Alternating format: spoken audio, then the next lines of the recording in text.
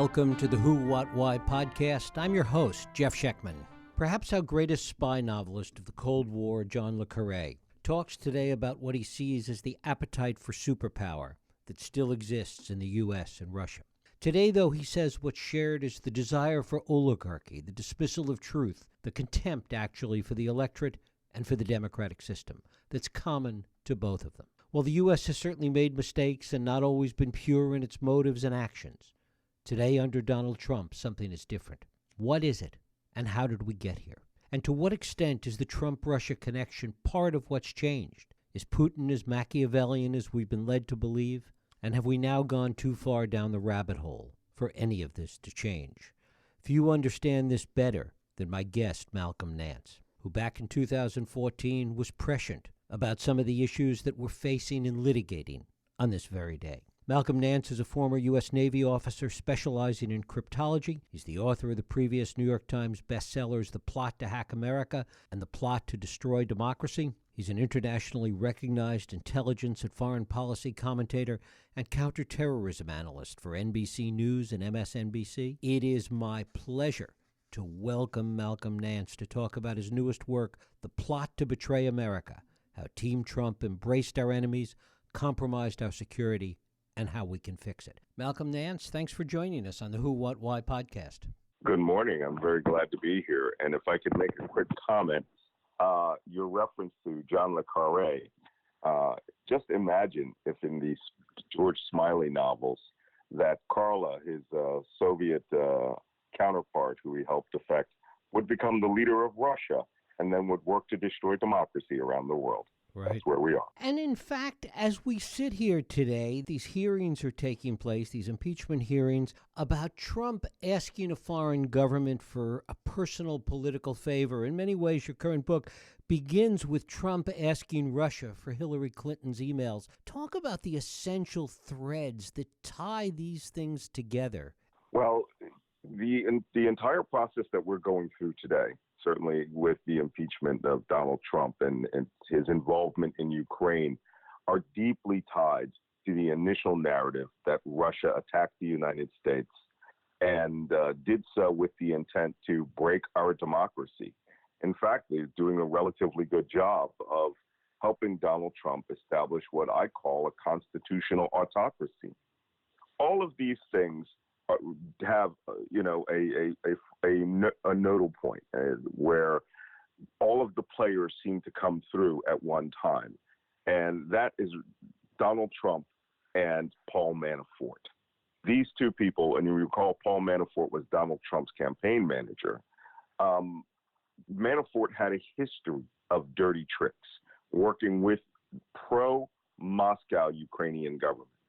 And after the fall of the Soviet Union, when Ukraine became independent, Moscow had been working feverishly to get them back into the new modern Russia sphere. Ukraine didn't want that. They wanted to be independent. They wanted to be Western-oriented. They wanted to have ties with the European Union. They wanted to be part of NATO and not the old Soviet world, right, which would become Vladimir Putin's, ex-KGB officer-led Russia. Putin did not accept that at all. And in fact, because there were ethnic Russian swaths of the country, he worked very hard to undermine that nation's new democracy. And one of the people who was brought in to do that by the pro-Moscow government was Paul Manafort, who he was a member of Manafort Stone and Black, the dirty tricks lobbyist company in Washington, D.C., and they paid him millions upon millions of dollars under the table to essentially destabilize the country, and including orchestrating attacks on U.S. Marines that had been visiting Crimea. So Manafort is a node here. And how he got into the Trump sphere,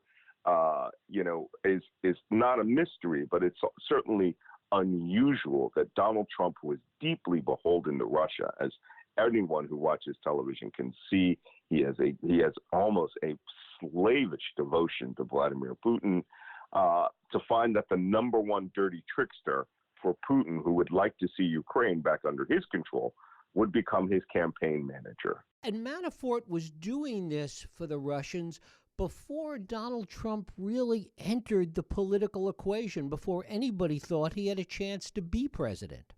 Absolutely. And, the word on the street for a very long time was that Manafort, since he was getting paid black money, under the table money by the government of Ukraine, I have to always emphasize this. There are two Ukraines here we are talking about.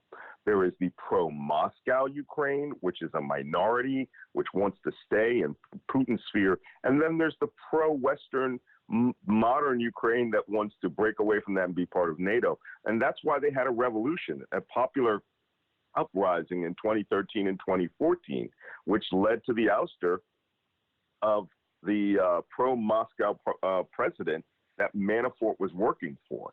And then they found the black book with all of the cash payments in there, which identified that Manafort may have made somewhere between $20 and $70 million of black money that he was money laundering into the United States.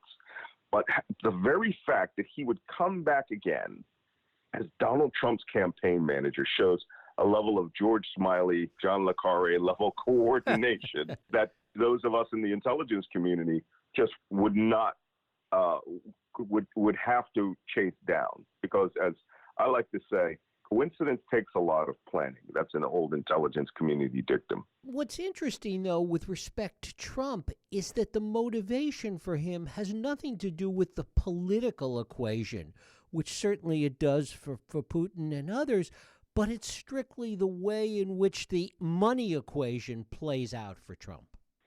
And it's key to everything here.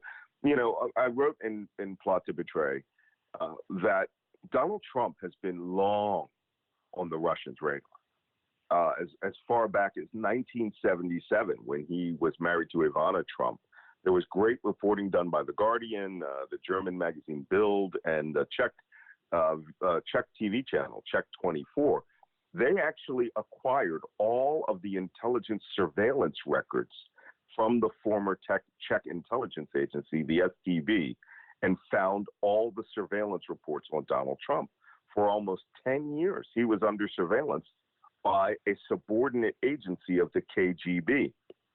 Then in 1987, when he wanted to go do Trump Tower Moscow 1.0, the Russians knew quite a bit about him. They knew that he wanted to run for president before anyone in the United States knew about this.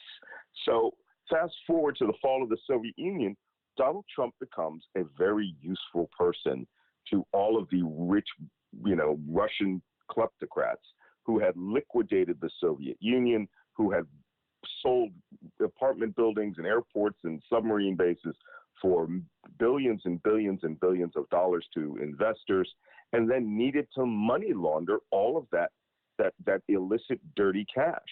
And the way that they did it was they started buying up every empty apartment and condominium and villa in Europe. And when that started to get filled, they moved to the United States by going to the New York and Florida real estate markets. And that's where Donald Trump excelled. But you have to remember, Russia is run by an ex-KGB officer, a person who grew up making his bones by blackmailing people to become spies for the Soviet Union. So when he starts to see a very, very popular American who had a TV show, by the way, that was tops in Russia, The Apprentice, same as in the United States, he saw that money motivated Trump more than anything. And it also motivated every person around him. For a spy master, this would be irresistible. You could make that person dance to any tune that you want if the money and circumstances are right. But certainly it's a long stretch to think that the guy that might be the ideal for laundering money for Russian oligarchs was going to become president of the United States. Well, you would think it's a stretch, but it actually happened. I mean, you have to understand how, the funny thing is, I've written 3 books on this now, and my middle one, The Plot to Destroy Democracy, shows that Putin may not be a brilliant person, but he is a very highly intelligent, very street-savvy man. And he uses all of his academia, he uses all of his intelligence agencies, business intelligence to form really good, solid plans, unlike Donald Trump, who listens to no one. So now when you have this dichotomy going on, you have a strong, smart man seeing a weak man who is narcissistic, and you get psychological evaluations of him. You get, human intelligence evaluations of him. You get business evaluations that determine that he actually owes, oligarchs in Russia perhaps as much as $400 million. Then you start wondering how you can craft that person, because technically you own him. Anyone, anyone who has ever talked to a bookie knows that you never, a person in debt never insults the person that they owe money to. So by bringing this up and making Donald Trump, using his natural populist traits, when he used to do worldwide wrestling, he came on as the evil guy with a big check, and then by the end of the wrestling match, he would be embracing the guy who was the hero, the good guy. Putin, I'm sure, and his psychologists and his scholars saw that he had a draw for the base level American, the Walmart shopping American, even though he was a brash, supposedly rich guy. He had a way of touching them. And I am absolutely certain that this was the calculation that they made, that he was not only popular in Russia, he was the kind of authoritarian Putin would like to fund, because Putin had been funding authoritarian governments all over Europe. And to get the United States and put this guy in as an ally would just be monumental. One of the things that you point out in the plot to betray America is that Trump's Russian point of view, seeing things from a Russian perspective, is something that evolved a long time ago and that goes back to the 80s. And I'm often asked this question, and it's interesting because my critics are so incredulous that a person could have their worldview shaped by information from a foreign government or from a source that is not credible. Well, just take a look at the followers who watch Fox News.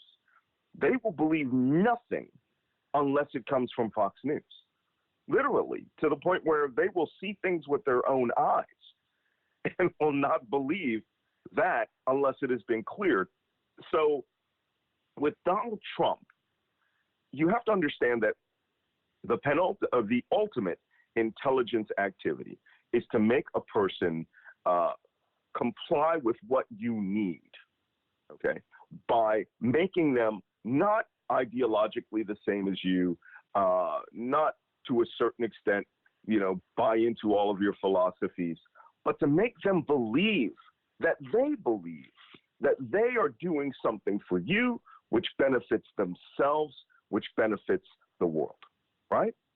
Donald Trump, early in 1987, had taken out newspaper ads asking the George Herbert W. Bush administration to make him a nuclear weapons negotiator for what was about to be an incredible treaty, the SALT treaties, the Strategic Arms Limitation treaties, which were going to reduce the world's stockpiles of nuclear weapons.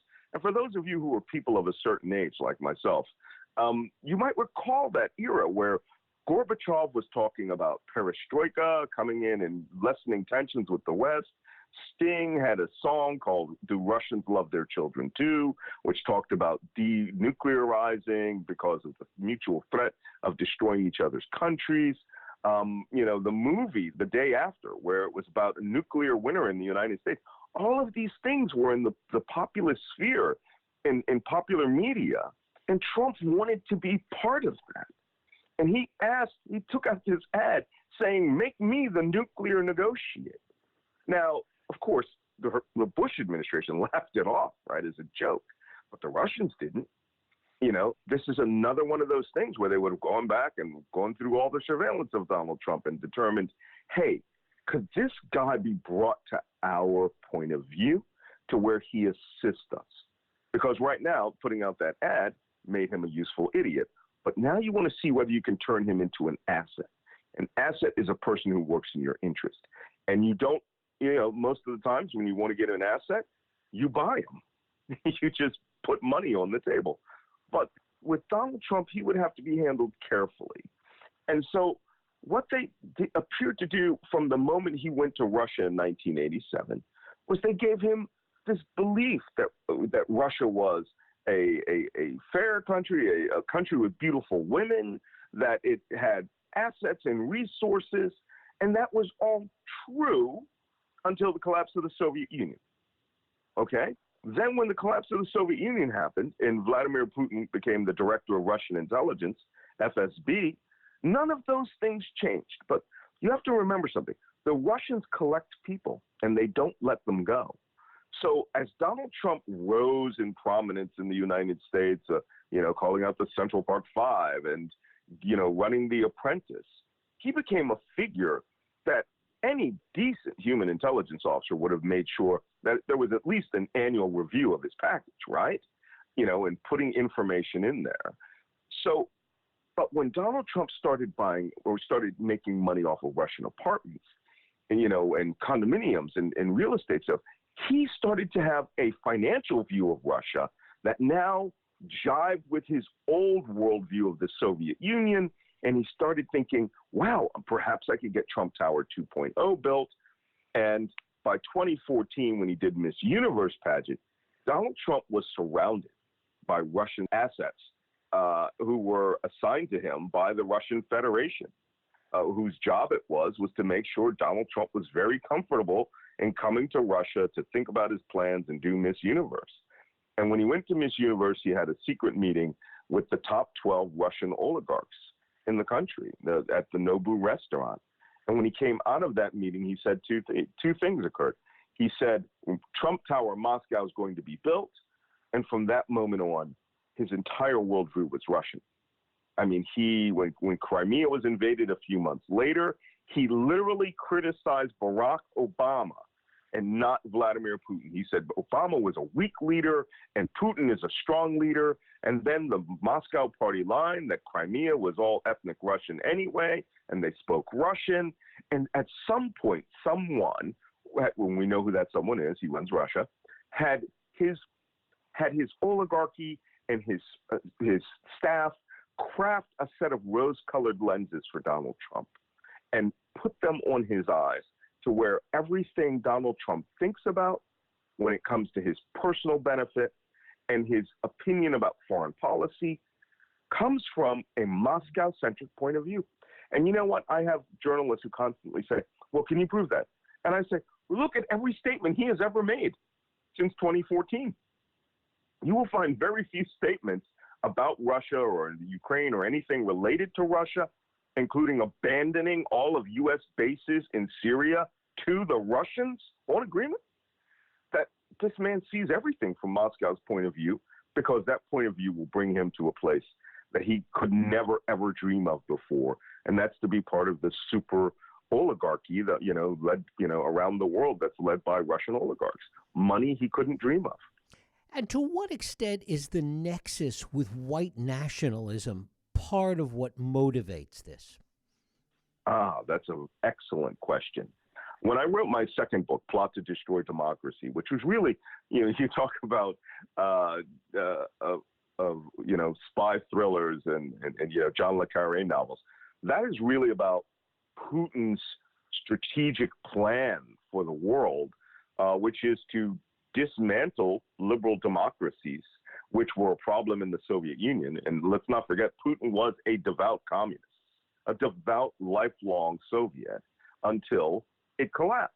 And then he realized, hey, wait, money is really the central figure of the world, and authoritarianism, right? Essentially what we would call fascism, which Putin admired when he was in East Germany. He was a huge admirer of East German Stasi and the way that the German Democratic Republic ran things like the Nazis, right?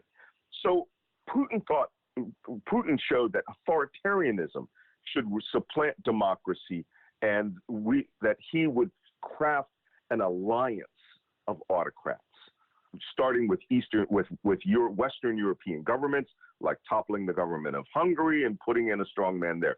Italy, France, Spain, all around, he has funded right-wing extremist conservative groups, but they've also funded right-wing extremist anti-immigrant, anti-minority groups and hate groups around Europe too, some of whom have come to power. The AfD, Alternative for Deutschland, in Germany, and their subgroup, their violent subgroup, Pegida.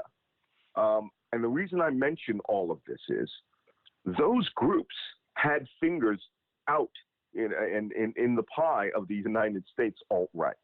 In fact, when the Charlottesville riots were being planned, the German group Pegida, which is the most violent of the European anti-immigrant groups, which teeters on the edge of being a terrorist group as far as German intelligence is concerned, they were communicating and coordinating with the senior members of the Unite the Right coordinating committees there, using the computer game communication system Discord.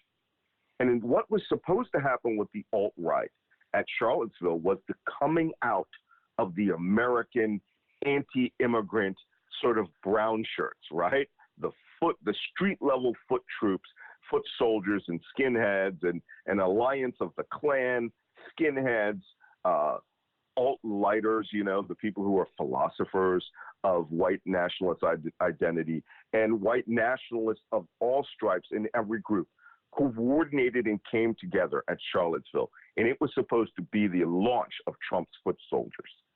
So the alt-right has a very, very, very interesting history in that the leaders of many of these groups not only have ties to Moscow and go to conferences in Moscow, they own housing in Moscow.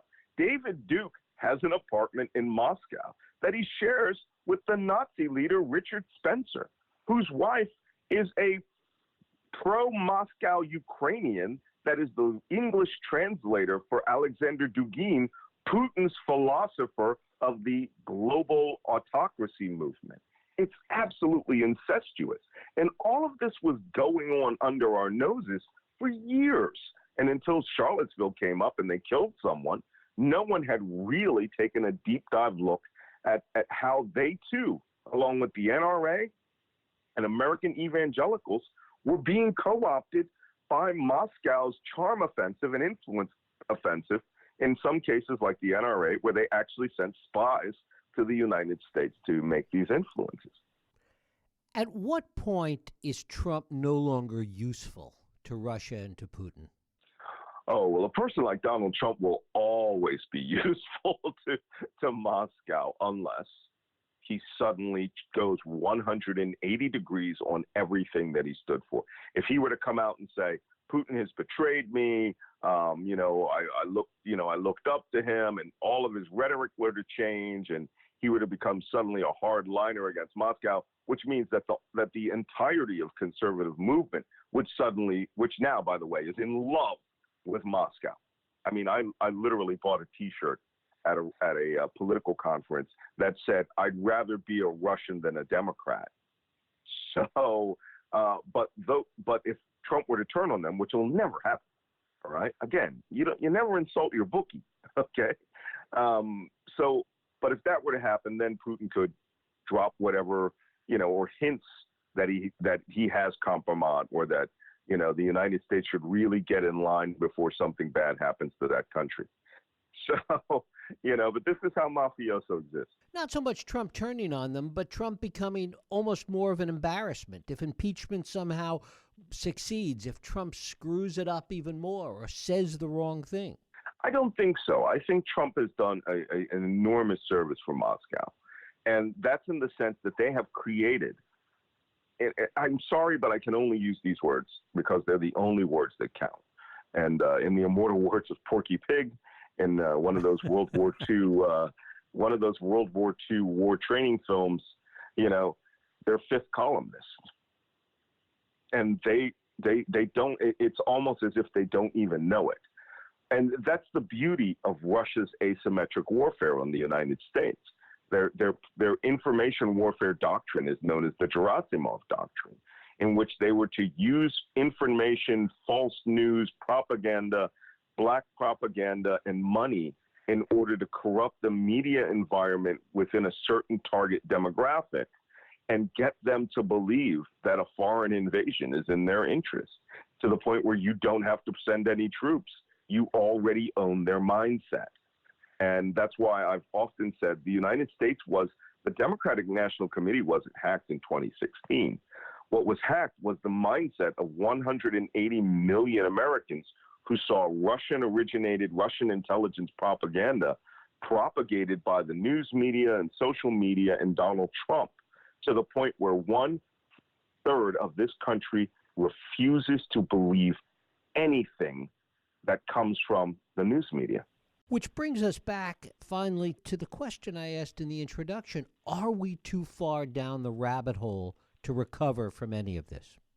No. And, it's so funny because I spent my entire career. I mean, I grew up as a Cold War intelligence officer in the tail end of the Cold War, starting in the early 80s. But as a Middle East specialist, and, I often get asked, well, why do you and how are you commenting on Russia? Well, for those of us who were in the intelligence community in the Cold War, we were constantly trained and briefed on how Russia did their operations. And to us, we see, and I'm talking about my peers who are, more than who are over the age of 40, right, within the intelligence community. We know that they are a malicious entity in this world. They are what they were in the Soviet Union.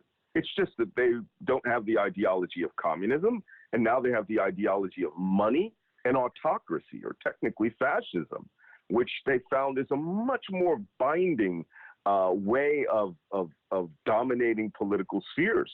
I mean, look at Erdogan in Turkey. In 2015, 2016, they had shot down a Russian fighter jet for incursioning into their air. And then one visit by, Lavrov, the foreign minister, and Erdogan turns on a dime in Russia's favor. The coup happens, and suddenly everybody inside of Turkey is now under Erdogan's thumb as essentially a petty dictator who is, aligning himself with Moscow. Donald Trump is aligning himself with Erdogan. Al-Sisi in Egypt has opened the country up to Russia. He's backing Khalifa Haftar in Libya to essentially take over the oil fields in alliance with the United Arab Emirates and Turkey. I mean, these autocracies are expanding everywhere. I mean, in Germany, the AfD is #2 political party in the country. In Austria, the Alternative for Austria which was a party started by 2 Nazi SS officers in 1952, took power with Moscow's political and financial backing. Marine Le Pen was supposed to take power in France. Brexit, they're finding out now, was attacked in the same information warfare operation that the United States was hit with. The Scottish referendum, the referendum in Spain on Catalonia. All of these things were operations carried out against the West by Russia in order to get rid of liberal democracies. And to put a fine point on it, just a couple of days ago, Vladimir Putin gave a speech where he said liberalism and democracy are obsolete. They just say it out loud. We have to identify it. So how do you defeat that? We are the greatest democracy on this planet. We are the culmination of 244 years of an experiment which is unique within the world. And for the last 70 years, we spent quite a bit of time spreading that. And now, within one president, it is all being destroyed. We can do this again. Whoever the next president is, they want to win my vote. They are going to have to step up and say, we're going to confront Russia and their information warfare operations, their asymmetric warfare operations, and we're going to punish them financially for attacking the American experiment, and we're going to make sure that they are no longer going to be a near-peer adversary. They're going to go back to being that trailer park with atomic bombs that they were 10 years ago. Malcolm Nance. Malcolm, I thank you so much for spending time with us today. It is my pleasure. Thank you. And thank you for listening and for joining us here on Radio Who, What, Why. I hope you join us next week for another Radio Who, What, Why podcast. I'm Jeff Sheckman. If you like this podcast, please feel free to share and help others find it by rating and reviewing it on iTunes. You can also support this podcast and all the work we do by going to whowhatwhy.org/donate.